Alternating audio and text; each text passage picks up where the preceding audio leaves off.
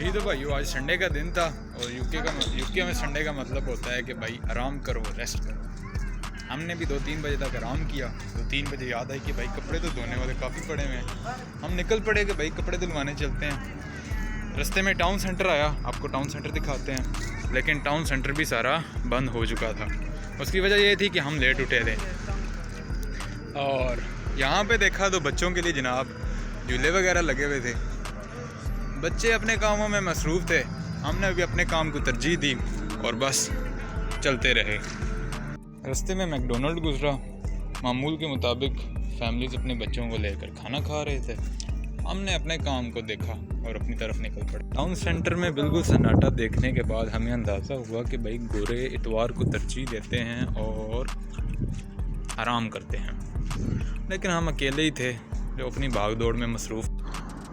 शैतानियाँ तो इंसान करता ही रहता है, लेकिन जो बदर भाई ने शैतानी की वो ये थी कि दूसरे भाई के जूते ही तोड़ दिए।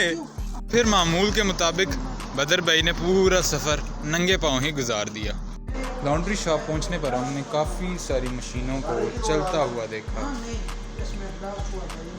वहाँ जाने पर पता चला कि भाई इसके लिए तो हमें सर्फ भी चाहिए, लेकिन हम थे जो सर्फ लेकर नहीं थे। साथ में कैश एंड कैरी थी, उसका हमने रुक किया और सर्फ को ढूंढना शुरू कर दिया। लेकिन इनके रेट्स को देखकर हम काफ़ी शॉक्ड हो गए। साथ में हमने कहा कि रेड बुल को भी पी लिया। तो भाइयों, यूके में आके और चीज़ किसी का आपको एहसास हो ना हो, लेकिन आपको अपनी रिस्पेक्ट का एहसास हो जाता है। क्योंकि ये जो इशारे लगे हुए हैं ना, यहाँ पे कोई अमीर हो या गरीब हो, ऑडी में हो या मर्सिडीज़ में हो, वो पैदल चलने वाले को प्रायोरिटी देगा, उसको रास्ता देगा। तो भाइयों, पाकिस्तान में तो एक गाड़ी इधर से निकलती है, एक इधर से निकलती है। आप अपनी जान बचा के बड़ी मुश्किल से यहाँ निकल पाते हैं।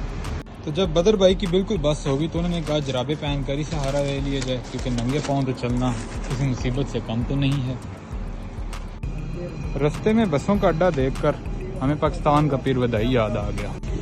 स्टॉप पर मुसाफिर बैठकर अपनी बस का इंतज़ार कर रहे थे और अपने अपने टर्मिनल पर बैठे हुए थे। बस फिर फाइनली हम अपने आरजी आरामगाह को पहुंच गए।